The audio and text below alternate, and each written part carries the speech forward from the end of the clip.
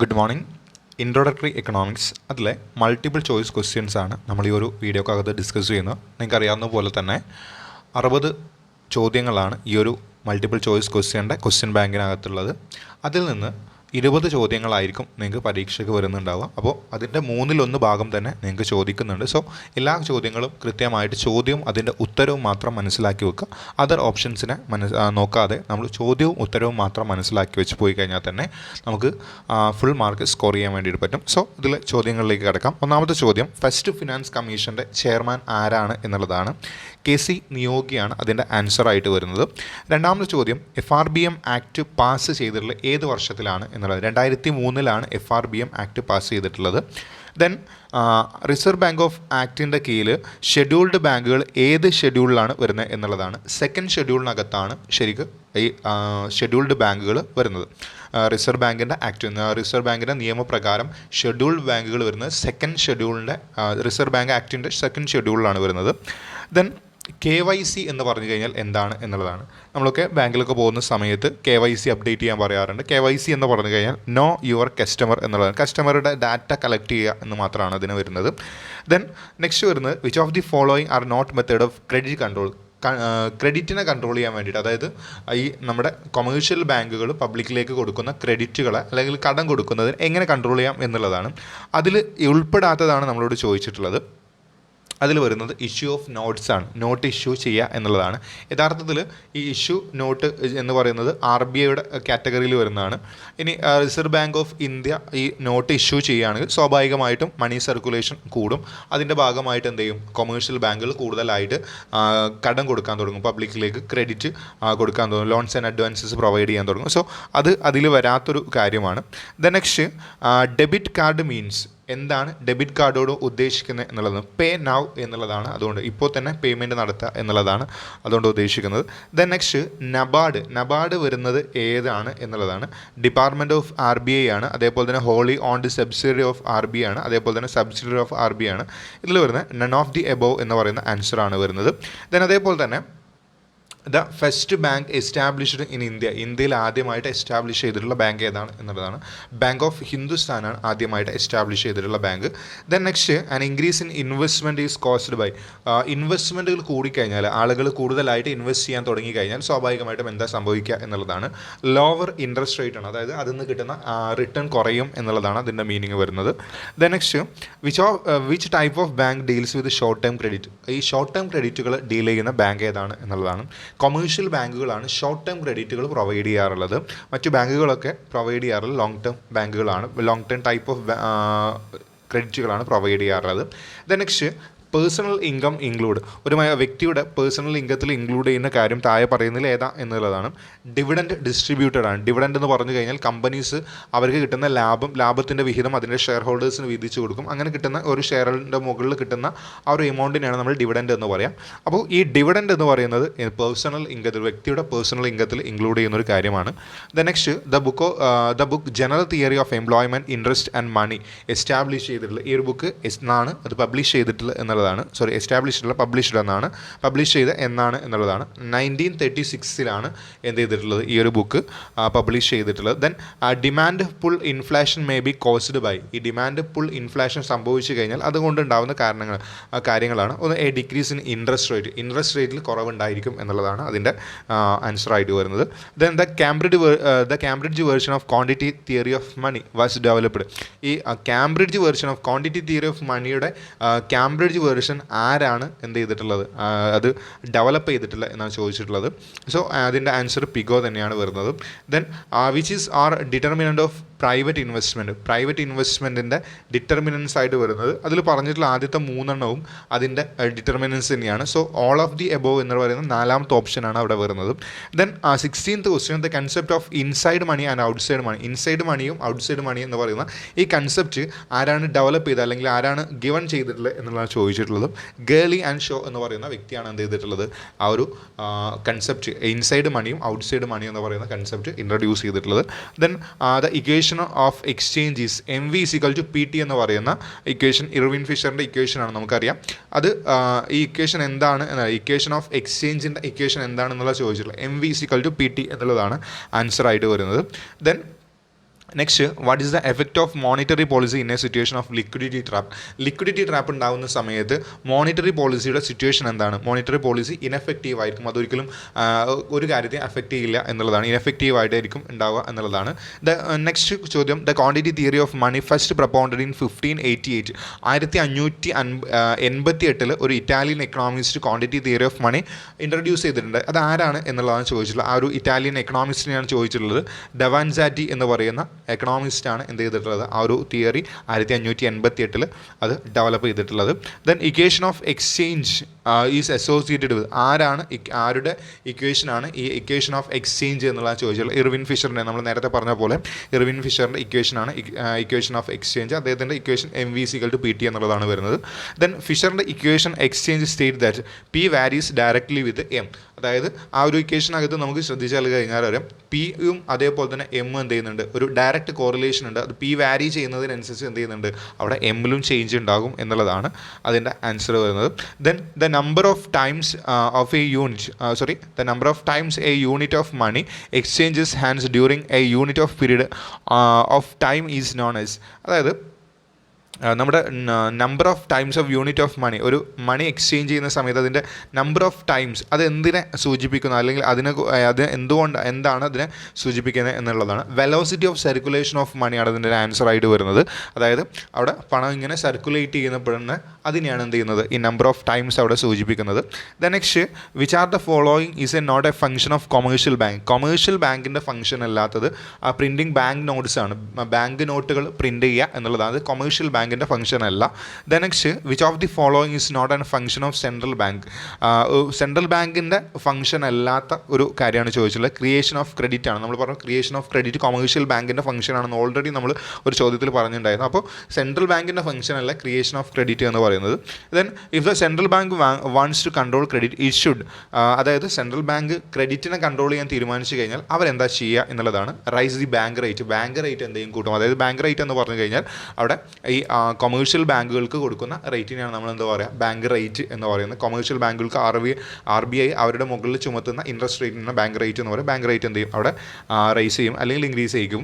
Then inflation is A situation when, inflation എന്ന് പറയുന്ന situation അവിടെ ജനറൽ പ്രൈസ് ലെവൽ എന്ത് ചെയ്യാണ്, കണ്ടിന്യൂസ്ലി കൂടുകയാണ്. ഇൻഫ്ലേഷൻ എന്ന് പറഞ്ഞു കഴിഞ്ഞാൽ നമുക്കറിയാം ആളുകളുടെ കയ്യിലൊക്കെ കൂടുതലായിട്ട് പണം ഉണ്ടാകുന്ന സിറ്റുവേഷനാണ് നമ്മൾ ഇൻഫ്ലേഷൻ എന്ന് പറയുന്നത്. അപ്പോൾ അങ്ങനെ ആകുമ്പോൾ ആളുകളൊക്കെ കൂടുതലായിട്ട് പർച്ചേസ് ചെയ്യാൻ തുടങ്ങും. അങ്ങനെ വരുമ്പോൾ സ്വാഭാവികമായിട്ടും സാധനങ്ങൾക്ക് ഡിമാൻഡും അതിൻ്റെ പ്രൈസും കൂടും. അപ്പോൾ ജനറൽ പ്രൈസ് ലെവൽ കണ്ടിന്യൂസ് ആയിട്ട് ഇങ്ങനെ റൈസ് ചെയ്യുന്ന, ഇൻക്രീസ് ചെയ്യുന്നതിനെയാണ് നമ്മൾ ഇൻഫ്ലേഷൻ എന്ന് പറയുന്നത്. Then according to Keynes inflationary gap caused by, അതായത് കെയ്ൻസിൻ്റെ സിദ്ധാന്ത പ്രകാരം ഇൻഫ്ലേഷണറി ഗ്യാപ്പ് എന്തിനാണ് കോസ് ചെയ്യുന്നത് എന്നുള്ളത് എക്സസ് ഡിമാൻഡാണ്. അതായത് നമ്മൾ പറഞ്ഞു ഇൻഫ്ലേഷൻ ഉണ്ടാകുമ്പോൾ സ്വാഭാവികമായിട്ടും എല്ലാവരുടെ കയ്യിലും ക്യാഷ് ഉണ്ടായിരിക്കും. അപ്പോൾ അങ്ങനെ വരുമ്പോൾ അവിടെ എന്ത് ചെയ്യും, എല്ലാ സാധനങ്ങളും എക്സസ് ആയിട്ടുള്ള ഡിമാൻഡ് ഉണ്ടായിരിക്കും. അതാണ് കെയ്ൻസിൻ്റെ സിദ്ധാന്ത പ്രകാരം വരുന്നത്. Then when both price and money income falls the situation is, അതായത് ഇൻകവും അതായത് വരുമാനവും അതേപോലെ തന്നെ പ്രൈസും കുറയുകയാണെങ്കിൽ ആ ഒരു സിറ്റുവേഷൻ നമ്മൾ എന്താ പറയുക എന്നുള്ളത് ഡിഫ്ലേഷനാണ്. നമ്മൾ നേരത്തെ പറഞ്ഞതിൻ്റെ നേരെ ഓപ്പോസിറ്റാണ് വരുന്നത്. സോ അത് ഡിഫ്ലേഷനാണ് വരുന്നത്. Then during inflation who suffers the most, ആരെയാണ് ഈ ഇൻഫ്ലേഷൻ കൂടുതലായിട്ട് ബാധിക്കുക എന്നുള്ളതാണ്.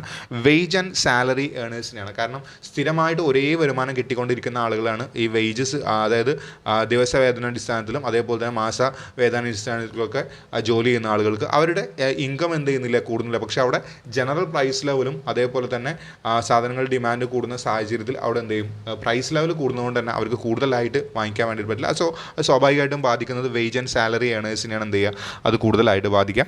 Then in short run unemployment may fall below natural rate of unemployment, അതായത് ഷോർട്ട് റണ്ണിനകത്ത് അൺഎംപ്ലോയ്മെൻറ്റ് എന്ത് ചെയ്യുകയാണ്, നാച്ചുറൽ റേറ്റിനേക്കാൾ കുറയുകയാണെങ്കിൽ nominal wage have been risen than ഇൻഫ്ലേഷനേക്കാൾ കൂടുതലായിട്ട് എന്ത് ചെയ്യും, നോമിനൽ വേജ് അവിടെ ഇൻക്രീസ് ചെയ്യും. Then which economist proposed that inflation is always and everywhere a monetary phenomenon, അതായത് ഇൻഫ്ലേഷൻ എന്ന് പറയുന്നത് എല്ലായിടത്തും ഉള്ള ഒരു പ്രതിഭാസമാണ്, ഒരു സാമ്പത്തികമായിട്ടുള്ള പ്രതിഭാസമാണ് എന്ന് പറഞ്ഞിട്ടുള്ളത് ആരാണ് എന്നാണ് ചോദിച്ചിട്ടുള്ളത്. മിൽട്ടൺ ഫ്രൈഡ്മാൻ എന്ന് പറഞ്ഞിട്ടുള്ള ഇൻഫ്ലേഷൻ എന്ന് പറയുന്നത് എന്താണ്, ഒരു സ്വാഭാവികമായിട്ടുള്ള ഒരു നാച്ചുറൽ ആയിട്ടുള്ള ഒരു ഫിനോമിനാണ് എന്ന് പറഞ്ഞിട്ടുള്ളത്, അല്ലെങ്കിൽ ഒരു പ്രതിഭാസമാണ് എന്ന് പറഞ്ഞിട്ടുള്ളത്. Then according to monetarist inflation is caused by, അതായത് ഈ സാമ്പത്തിക വിദഗ്ധരുടെ ഇൻഫ്ലേഷൻ കോസ് ചെയ്യുന്ന ഇങ്ങനെ എക്സ്പ്ലാഷണറി മോണിറ്ററി പോളിസിയാണ്. അതായത് അവിടെ എന്ത് ചെയ്യാണ്, എക്സ്പാൻഷനറി മോണിറ്ററി പോളിസിയാണ്. അതായത് അവർ പറയുന്നത് ഈ അക്കോർഡിംഗ് ടു മോണിറ്ററിസ്റ്റ്, അതായത് സാമ്പത്തിക വിദഗ്ധർ പറയുന്നത് ഇൻഫ്ലേഷൻ കോസ് ചെയ്യുന്നത് എന്ത് ചെയ്യാണ്, മോണിറ്ററി പോളിസികളെയാണ് എന്ത് ചെയ്യുന്നത് കൂടുതലായിട്ട് ബാധിക്കുന്നത്. Which is the largest private sector bank in India. ഇന്ത്യയിലുള്ള ഏറ്റവും വലിയ പ്രൈവറ്റ് സെക്ടർ ബാങ്ക് ഏതാണ് എന്നുള്ളതാണ് നെക്സ്റ്റ് ചോദ്യം. HDFC ആണ് അതിൻ്റെ ആൻസർ ആയിട്ട് വരുന്നത്. Then what is the reserve deposit ratio? എന്താണ് റിസർവ് ഡെപ്പോസിറ്റ് റേഷ്യോ എന്നുള്ളതാണ്. The proportion of total deposit commercial bank keep as A reserve. അതായത് കൊമേഴ്ഷ്യൽ ബാങ്കുകൾ RBIക്കകത്ത് കീപ്പ് ചെയ്യുന്ന ആ ഒരു കൊമേഴ്ഷ്യൽ ബാങ്കുകളുടെ ഡെപ്പോസിറ്റുകളെയാണ് നമ്മൾ എന്താ പറയുന്നത്, റിസർവ് ഡെപ്പോസിറ്റ് റേഷ്യോ എന്ന് പറയുന്നത്. Then next, the fundamental function of A commercial bank. Commercial ബാങ്കിൻ്റെ ഫണ്ടമെൻ്റൽ അടിസ്ഥാനപരമായിട്ടുള്ള ഒരു ഫംഗ്ഷനായിട്ട് വരുന്ന ഏതാണെന്നുള്ളതാണ് അഡ്വാൻസിങ് ലോൺസ് ആണ് അതിൻ്റെ ആൻസർ ആയിട്ട് വരുന്നത്. Then what is known as the most profitable asset of A commercial bank? ഈ കൊമേഴ്ഷ്യൽ ബാങ്കുകളുടെ മോസ്റ്റ് പ്രോഫിറ്റബിൾ ആയിട്ടുള്ള അല്ലെങ്കിൽ അവരുടെ ഏറ്റവും വലിയൊരു വരുമാനം ഏതാണ് എന്നുള്ളതാണ് ഒരു ചോദ്യം.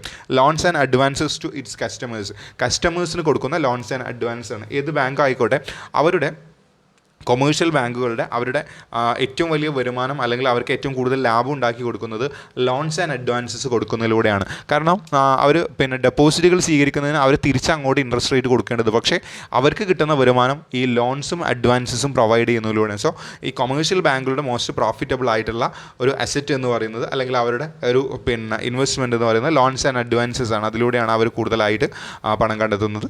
Then non exclusion principle is related to. ഈ നോൺ എക്സ്ക്ലൂഷൻ എന്ന് പറയുന്ന പ്രിൻസിപ്പിൾ ഏതുമായിട്ട് റിലേറ്റ് ചെയ്യും, പബ്ലിക് ഗുഡ്സുമായിട്ട് റിലേറ്റ് ചെയ്ത് വരുന്നതാണ്. Then education is an example of. Education എന്തിൻ്റെ എക്സാമ്പിൾ? മെറിറ്റ് ഗുഡ്സിൻ്റെ എക്സാമ്പിൾ ആയിട്ടാണ് എഡ്യൂക്കേഷൻ വരുന്നത്. ദെൻ പബ്ലിക് ഗുഡ്സ് ആർ, അത് നോൺ എക്സ്ക്ലൂഡബിൾ ആണ്. നമ്മൾ ഫസ്റ്റ് പറഞ്ഞ ആ ഒരു 37ാമത്തെ ചോദ്യം അത് തന്നെയാണ് റിപ്പീറ്റ് ചെയ്ത് വരുന്നത്. Then who is the father of public finance? Public ഫിനാൻസിൻ്റെ ഫാദർ ആരാണ് എന്നുള്ളതാണ്. മുസ്ഗ്രേവ് ആണ് എന്ത് ചെയ്യുന്നത്, അതിൻ്റെ ഫാദറായിട്ട്, പബ്ലിക് ഫിനാൻസിൻ്റെ ഫാദറായിട്ട് വരുന്നത്. Then incidents of tax means, incidents of tax എന്ന് പറഞ്ഞു കഴിഞ്ഞാൽ എന്താണ്?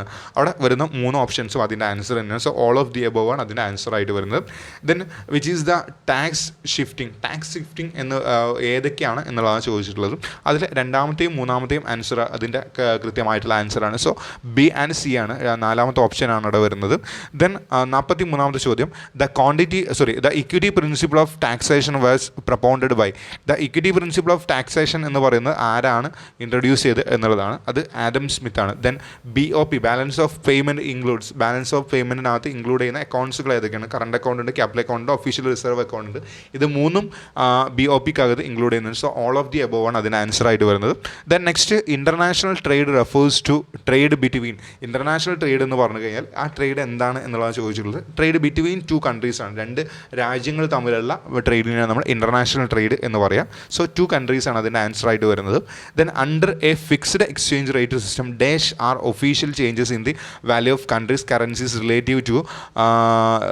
Relative to other currencies. അതായത് ഫിക്സ്ഡ് എക്സ്ചേഞ്ച് റേറ്റ് സിസ്റ്റത്തിനകത്ത് എന്താണ് official change in value of country ആയിട്ട് വരുന്നത് എന്നുള്ളതാണ്. അവിടെ ഡീവാല്യൂഷനും വരുന്നുണ്ട്, അതേപോലെ തന്നെ റീവാല്യൂഷനും വരുന്നുണ്ട്. രണ്ടും അതിൻ്റെ ആൻസറാണ്. So both A and C ആയിരിക്കും അതിൻ്റെ ആൻസർ ആയിട്ട് വരുന്നത്. നമുക്കറിയാം ഡീവാല്യൂഷനും റീവാല്യൂഷൻ്റെ കൺസെപ്റ്റ് നമ്മൾ പഠിച്ചിട്ടുണ്ടായിരുന്നു. ഡീവാല്യൂഷൻ എന്ന് പറഞ്ഞാൽ എക്സ്ചേഞ്ച് റേറ്റിനകത്ത് അവിടെ വാല്യൂ ഡിക്രീസ് ചെയ്യിക്കുന്നതിന്, ഡെലിബറേറ്റ്ലി ഡിക്രീസ് ചെയ്യിക്കുന്നതിന് ഡീവാല്യൂഷൻ എന്ന് പറയുക, ഡെലിബറേറ്റ്ലി ഇൻക്രീസ് ചെയ്യിക്കുന്നതിന് റീവാല്യൂഷൻ എന്ന് പറയുന്നു. സോ നെക്സ്റ്റ് ക്വസ്റ്റ്യൻ അതുമായിട്ട് റിലേറ്റ് ചെയ്താണ്.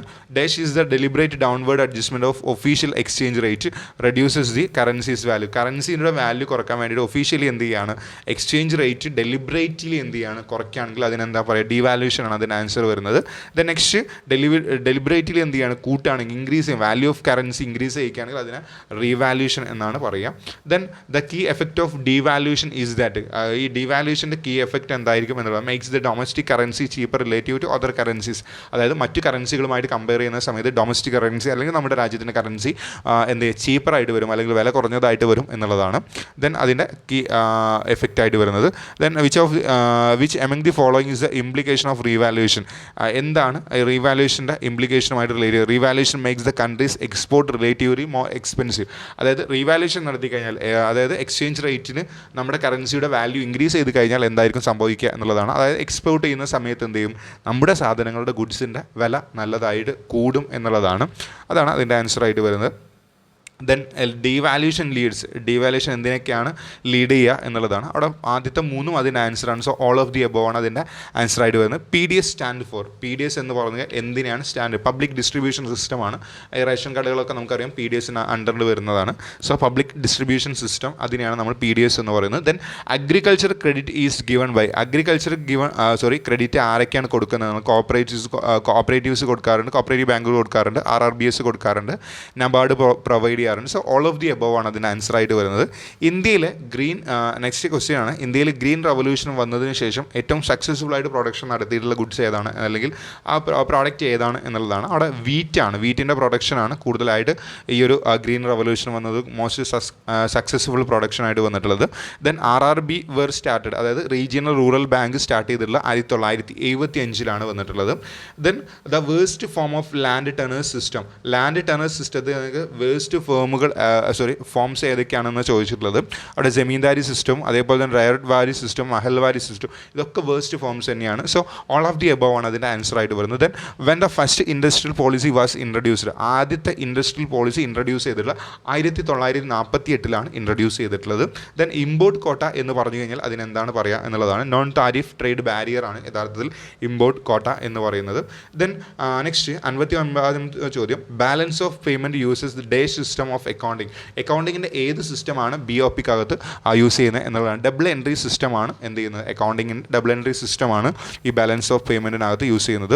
ദെൻ 60ാമത്തെ ചോദ്യമായിട്ട് വരുന്നത്, trade policy measures the correction of balance of payment distribution include, അതായത് ട്രേഡ് പോളിസി മെഷർ ചെയ്യുന്ന സമയത്ത് BOP ഡിസിക്ലിബ്രിയം ഇൻക്ലൂഡ് ചെയ്യുന്ന എന്താണ് എന്നുള്ളതാണ്. അതിൽ എക്സ്പോർട്ട് പ്രൊമോഷൻ ഉണ്ട്, ഇമ്പോർട്ട് സബ്സ്റ്റിറ്റ്യൂഷൻ ഉണ്ട്, ഇമ്പോർട്ട് കൺട്രോൾ ഉണ്ട്. So all of the above ആണ് അതിന് ആൻസർ ആയിട്ട് വരുന്നത്. And last question, import and export service are known as, ഈ ഇമ്പോർട്ട് സർവീസിനും എക്സ്പോർട്ട് സർവീസിനും നമ്മൾ ഇൻവിസിബിൾ ട്രേഡ് എന്നുള്ള രീതിയിലാണ് എന്ത് ചെയ്യാറുള്ളത്, അറിയപ്പെടാറുള്ളത്. സോ ഇത്രയും ക്വസ്റ്റ്യൻസ് ആണ് നമുക്ക് ഇതിനകത്ത് ഡിസ്കസ് ചെയ്യാനുള്ളത്. Okay, thank you.